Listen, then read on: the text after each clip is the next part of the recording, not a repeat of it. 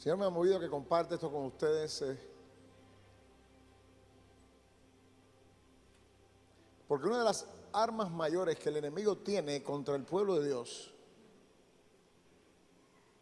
es claramente pegarle a la economía. Pero más efectivo que eso es pegarle a nuestra salud. Entonces tenemos que comprender que Dios declara en su palabra que nos quiere bendecir económicamente, y Él declara en su palabra que Él quiere que tengamos salud. Tienes que partir de ese punto reconociendo qué es lo que Dios quiere y qué es lo que Dios desea. Porque una de las cosas que el enemigo tiene en esa proyección o ese ataque es el hacernos dudar que lo que Dios quiere es que seamos saludables. Hombres, en general decimos que sí, pero cuando estamos enfermos viene la situación, bueno, tal vez Dios tiene esto con un propósito. Si Dios quisiera me sanara. Y hay un sinnúmero de pensamientos que hace que la enfermedad se amarre a nuestro cuerpo. Porque parece muy positivo el decir, si Dios quiere, Dios lo puede todo. Dios es todopoderoso. Entonces el decir, si Dios quiere, Él me sana, suena bien, pero no funciona. No funciona porque para tú recibir de Dios tiene que ser en fe. Y para que ser en fe tienes que creer lo que dice la Biblia o lo que dice la palabra de Dios.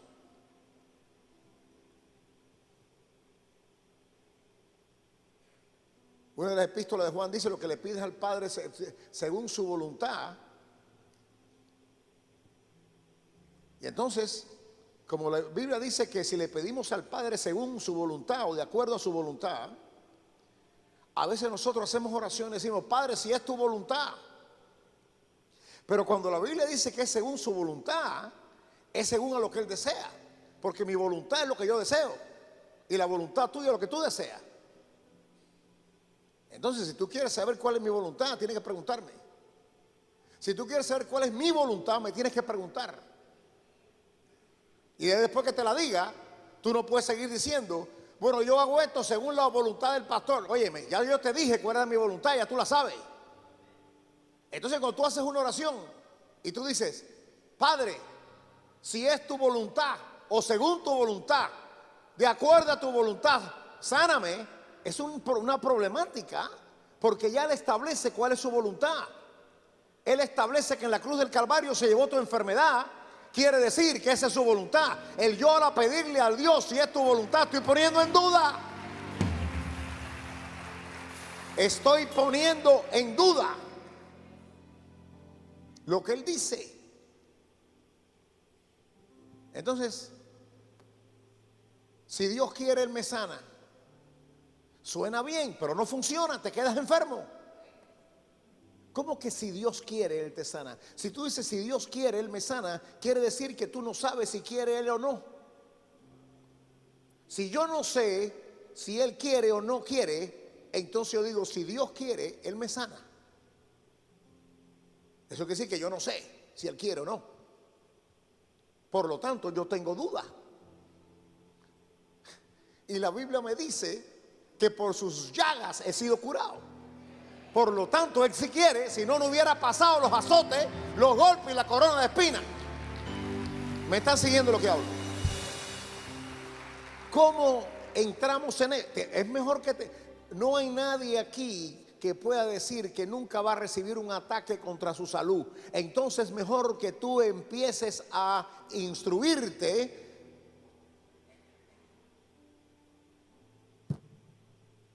y a prepararte para que cuando esto venga, rebote de ti como una pelota de goma cuando la tire contra la pared. No puede haber duda en ti. Hay gente que piensa que están enfermos porque, bueno, ahora hay otros que piensan que es la voluntad de Dios. Hay gente que dice: Dios tiene algo muy especial para mí, por eso estoy enfermo. No, no, el diablo tiene algo especial para ti.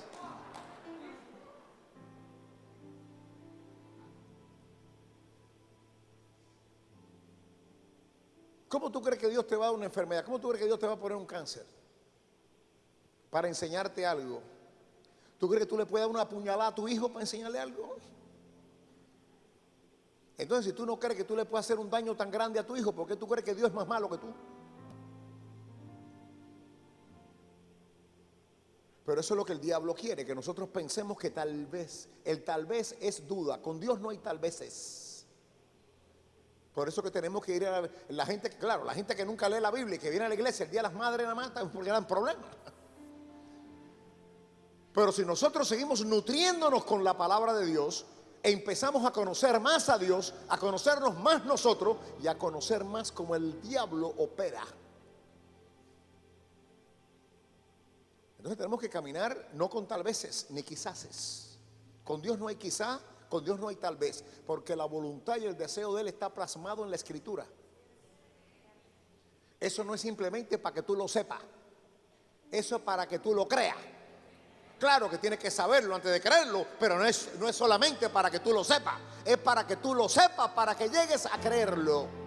Así que si tú lo sabes y no lo crees, es igual que nada. Esto no es geografía ni aritmética que se queda aquí. Eso tiene que entrar a tu espíritu y creerlo. Cuando lo crees hay un impacto que aquel Dios que está en ti, el Cristo resucitado que vive en ti, su poder sale y abraza lo que sea para tu vida.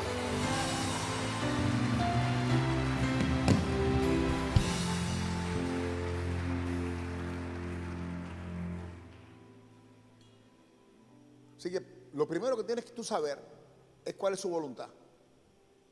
No ores más con el quizá ni con tal vez. Y bueno, y si Dios quiere va a pasar. Si Dios quiere, hombre, claro, hay áreas que yo no sé. Yo puedo estar ahora en una situación que dice, bueno, tengo que preguntarle a Dios si Dios quiere. ¿Qué cosa podría preguntarle yo si Dios quiere? Si Dios quiere que yo deje la iglesia y me vaya de misionero a África. Le voy a orar para que no sea así. Pero después que le ore, le diga, yo no quiero, Padre, que no sea así. Le digo, bueno, si tú quieres, porque tal vez, yo me acuerdo que yo era misionero, pasó algo muy interesante, porque yo estaba en aquel tiempo en Guatemala, el año 80, y estaba trabajando en las lomas, en las montañas de Quetzaltenango y San Marcos, por ahí. Eso estaba lleno de guerrillas comunistas en aquel tiempo. Y había una situación muy fuerte porque las guerrillas eran malas y el ejército era peor. Y entonces, yo hace un tiempo que hace como un mes que no le escribía a mi madre ni a mi padre, pero bueno, decidí que me tocaba el turno de venir a Miami. Yo venía una vez al año por lo menos porque tenía que venir a visitar iglesias para que me dieran dinero, para poder mantener la obra allá donde estaba haciéndolo. Entonces, yo me acuerdo que yo llegué. Y usualmente yo llamaba a mis padres y decía, bueno, la semana que viene voy, pero este viaje quise como sorprenderlo. Y llegó el taxi, me da enfrente, y cuando yo entro a mi casa y mi mamá me ve, cae de rodillas y empieza a llorar. Yo me sorprendí, yo dije, ¿pero qué pasa, mamá? Y dice, no, pero es que anoche vimos una noticia que en el área en que tú estás, a varios misioneros le cortaron la cabeza. Así que no crean que cortar cabeza es algo nuevo, esto viene hace tiempo. Le cortaron la cabeza y hace tiempo que no vimos de ti, porque esos misioneros lo habían secuestrado. Y entonces estaba yo orando para poder oír que tú llamaras a saber de ti. Y ahora de pronto abre la puerta y eres tú. Entonces ella después me dice, no quiero que regreses más, Albertico. Ya decía Albertico, yo dije, Albertico, no regreses más, tienes que quedarte aquí. Le dije, mira, mamá, uno tiene que estar donde Dios quiera que uno esté. Si yo estoy allá y Dios quiere que yo esté allá, a mí nadie me va a cortar la cabeza. Pero si Dios quiere que yo esté allá y yo me quedo aquí cruzando la calle, flagle, me arrolla un camión. Porque la protección divina está donde Dios te quiere que tú estés.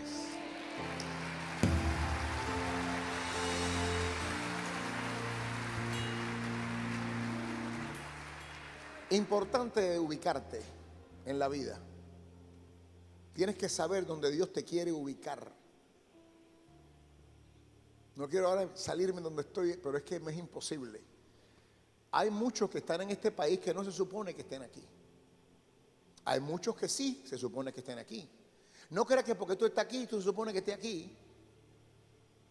Yo no puedo creer que Dios te haya traído aquí, mujer, a venir a pasar trabajo, a ser discriminada, a ser maltratada por una familia mientras tú estás limpiando el piso y el inodoro de su casa, para mandarle dinero a tu familia allá en donde estés en el pueblo, y que tu marido entonces se vaya con otra y te deje sin nadie, y tus hijos caigan en droga y tú empieces a sufrir aquí. Tienes que ver si Dios te quiere aquí y comprender que sea lo que fuera, Dios está aquí igual que en tu país. ¿Me estás oyendo?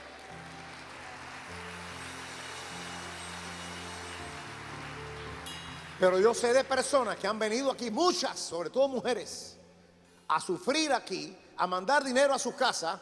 Los hijos se le han totalmente ido por diferentes caminos y el marido fue el primero que la dejó. Y entonces se quedan aquí a sufrir y a esconderse porque ni papeles tienen. Entonces me va a decir que Dios te trajo aquí.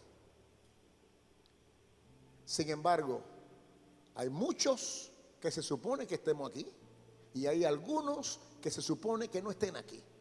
Es importante ser ubicados. Y cuando tú reconoces que no estás en el lugar correcto, orar para que Dios te regrese o te mande para otro lado. Dios quiere sanar tu cuerpo. Porque quiero decirte, cuando nosotros tomamos la comunión, ese pedacito de pan que dice, lo partió, su cuerpo partido, este es mi cuerpo que por vosotros es partido, comed en memoria de mí. En mi cuerpo partido, está hablando del sufrimiento, de la ruptura de su cuerpo, el quebrantamiento de los golpes, de los azotes, de la corona de espinas. Y eso sucede específicamente por tu sanidad. La sangre que Él derrama es para la salvación, pero el sufrimiento de su cuerpo fue por tu salud y tu sanidad. Por eso cuando tomes la comunión, siempre cuando llegues a esa parte, proyecta tu fe de que tu salud depende del sufrimiento corporal que Él tuvo. Entonces su voluntad es que tú estés sano. Porque la Biblia dice que Él se llevó en la cruz del Calvario, se llevó tu pecado. ¿Cuántos han recibido a Cristo aquí? Bueno, si tú has recibido a Cristo es porque tú crees que en la cruz Él se llevó tu pecado. Y tú lo crees. Entonces, ¿que eres salvo o no eres salvo? Sí, pero es que Isaías dice que se llevó tu pecado y también tu dolencia y tu enfermedad. Entonces, si tú crees que Él se llevó tu pecado, tienes que creer que se llevó también tu enfermedad. Y si Él se la llevó, no se supone que tú la lleves. ¿Qué quiere decir esto? No quiere decir que no nos podemos enfermar, pero no se supone, porque no es la voluntad de Él. Pero nosotros a veces cerramos puertas y ventanas, son abiertas y por ahí se cuela el ladrón. Pero porque se cuela el ladrón no quiere decir que se está colando legalmente. ¿Me están oyendo? ¿Qué quiere decir? Que hay que sacarlo. No puede quedarse porque no es legal en tu casa, aunque dejaste la ventana abierta.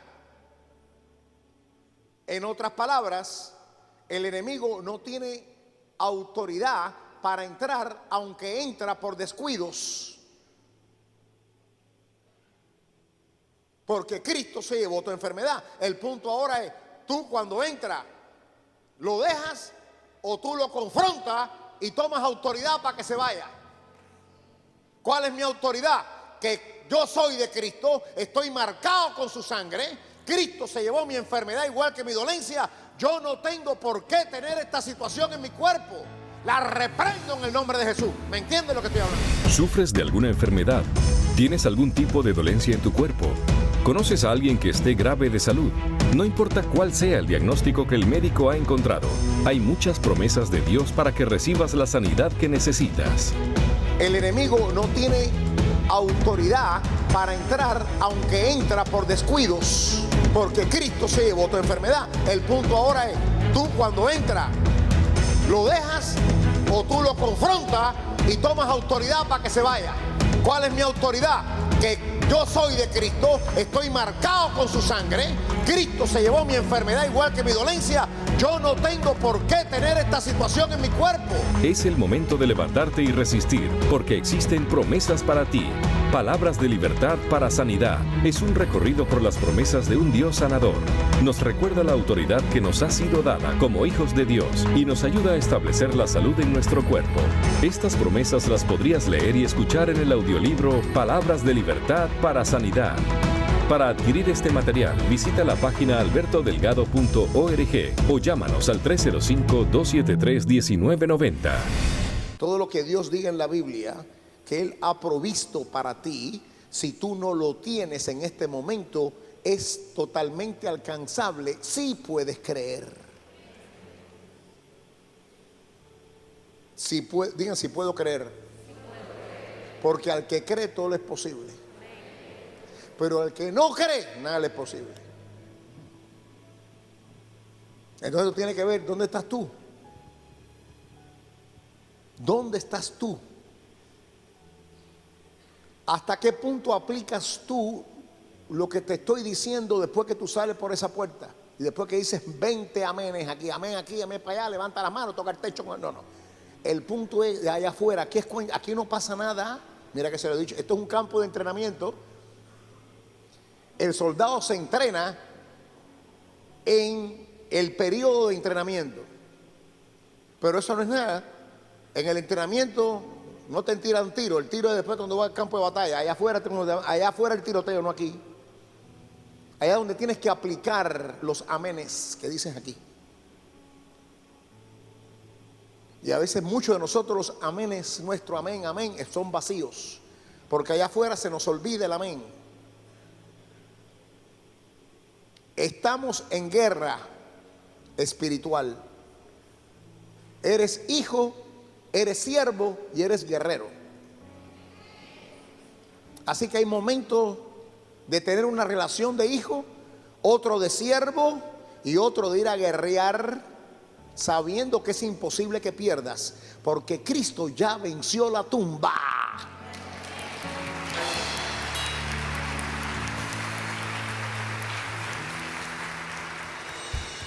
Dios le decía a Josué: ve y toma posesión de la tierra, ya te la he dado. Ya me la he dado, te la he dado, no te la voy a dar. No. Él tenía que desenvainar la espada y tenía que pelear, pero antes que él llegara a la guerra, él sabía que ya había ganado, porque ya Dios le dijo: te la he dado. Antes que tú comiences a confrontar tu situación adversa, tú tienes que creer que ya se te ha dado la victoria, aunque tengas que pelearla. Una cosa es pelear una batalla sin saber si ganas o no, y otra es ir a la batalla sabiendo que ya está ganada, porque ya te la he dado. Pero tienes que creerlo, porque si no, no importa lo que Dios diga, si no lo crees, se cancela la promesa. Si no lo crees, se cancela la promesa. Aquí cuando Jesucristo regresa aquí, esto es en el libro de San Marcos capítulo 6. San Marcos capítulo 6. Versículo 1 dice: salió Jesús de allí y vino a su tierra. ¿Cuál era su tierra? Él se crió en Nazaret. ¿Él nació dónde? Nació en Belén. Todo el mundo sabe que en Belén, los pastores en Navidad cantan Belén con los pastores. Nació en Belén. Se crió en Nazaret y después en su ministerio, ¿dónde vivió? Oye, pero Mariano, ya tú estabas aquí a las 8 de la mañana, por eso lo sabes. Vivió en Capernaum, pero su tierra en realidad donde él se crió fue en Nazaret. Él regresa a Nazaret y después se ve aquí. Salió Jesús de allí, vino a su tierra y le seguían sus discípulos. Y llegando el día de reposo comenzó a enseñar en la sinagoga. Y muchos oyéndole se admiraban y decían: oiga bien ahora, ¿de dónde tiene estas cosas? ¿Y qué sabiduría es esta que les dada? Y estos milagros que por sus manos son hechos. ¿No es este el carpintero? hijo de María, hermano de Jacobo, de José, de Judas y de Simón? ¿No están también aquí con nosotros sus hermanas? Y se escandalizaban de él. Mas Jesús le decía: no hay profeta sin honra, sino en su propia tierra, y entre sus parientes, y en su casa. Y no pudo hacer allí ningún milagro, salvo que sanó a unos pocos enfermos, poniendo sobre ellos las manos. Y estaba asombrado de la incredulidad de ellos. Así que esta es la única vez que Jesucristo va a un lugar y no puede hacer milagro, y declara que no lo hizo por la incredulidad de ellos. Se asombra por la incredulidad de ellos. La incredulidad tuya le ata las manos a Dios. No importa que Jesucristo se aparezca allí. La incredulidad de ellos hizo que él no pudiera hacer lo que quería. Esto es interesante, esto es una parte. Jesucristo tenía hermanos y hermanas. El por qué ha visto esta situación de que María es virgen antes del parto, y María es virgen en el parto, pero no después del parto, porque es imposible tener tantos hijos e hijas siendo virgen.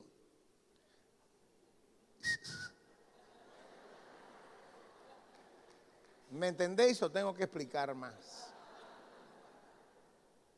Jesucristo nace por milagro. El Espíritu Santo pone semilla en el vientre de ella, porque el Padre directo es Dios. Y para que Dios pudiera entrar en esta tierra como hombre, una mujer tenía que parirlo. Y Dios se hace hombre y entra a la tierra a través del nacimiento normal. Pero la semilla la puso el Padre Celestial. No hubo sexo. El milagro es que, siendo virgen, dio a luz a un hijo. Pero ese hijo era Dios hecho hombre. Pero ya después, ella estaba enamorada de su marido. El sexo en el matrimonio no es pecado. El pecado es el sexo con el vecino, no con el marido. ¿Me estás oyendo, Genovevo? Y tu hermano Federico. Entonces, lo que quiero que comprendan aquí, que la incredulidad de ellos hizo que Jesús no pudiera avanzar y no pudiera hacer lo que él quería hacer. Eso quiere decir que tú tienes que creer. Somos responsables de creer. La fe le muestra a Dios. Dios se nutre con un pueblo que confíe en él. Eso es lo que él quiere. Es que tú quieres que tus hijos pequeños confíen en ti. Qué doloroso para un padre cuando un niño de 6 años le dice: papá, tenemos dinero para comprar comida. Papá, no hay comida en mi casa. Papá, hay dinero para la luz. Hay dinero. Óyeme, pero niño, ¿a ti qué te importa eso? Ese es mi problema, no el tuyo. El niño confía ciegamente en el papá, sobre todo a esa edad. Dios quiere que tú constantemente dependas de él. En esa área de dependencia no hay edad para Dios. No es como los seres humanos, que llega un momento que nos independizamos. Con Dios no hay independencia. Al contrario, él espera que, como nosotros estamos acostumbrados a crecer e independizarnos de nuestros padres y hacer nuestra propia vida, en ese tipo de actuación o de área o tiempo en mi vida, de que yo pueda someterme y decir: Señor, pero de ti jamás me independizo. Eso para Dios es grande, ver que tú pones a los pies de la cruz y de su trono tu dependencia y sigues dependiendo de él. ¿Me entiende lo que hablo? Entonces, cuando uno confía en Dios, uno le cree, y eso hace que se muevan los cielos a tu favor. Que se muevan los cielos a tu favor. Dios quiere un pueblo sano. Dios quiere un pueblo saludable. Dios te quiere sanar. ¿Me estás oyendo? Y quiero que sepas eso, no solo Dios te quiere sanar. Oh, y otra cosa, olvídate, eso no quiere decir que no pueda ir al médico. El que sana es Dios. No importa si es con pastillas, si es con cirugía o es divinamente. Dios es quien te sana y hace que tu cuerpo se ajuste a la medicina para que te sane. El sanador es Dios, no el médico.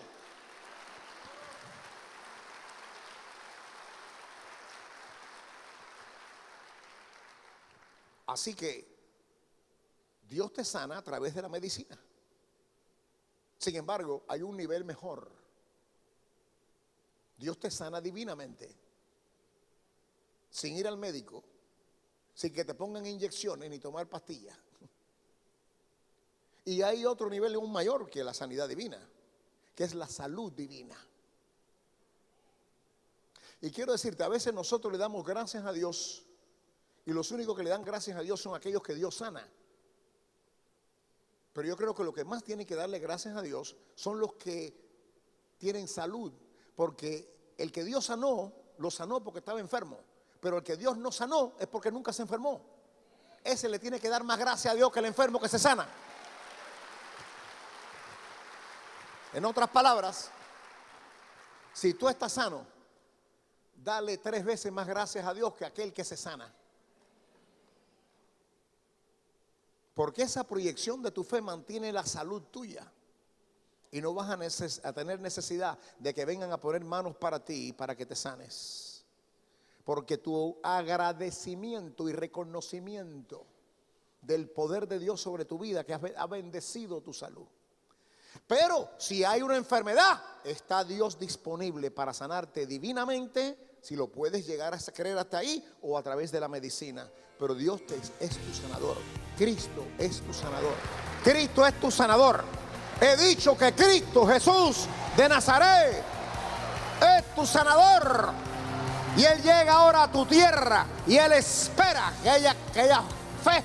Él espera que tú creas. Él espera que tú confíes en el poder de la salud que Él quiere proyectar sobre tu cuerpo.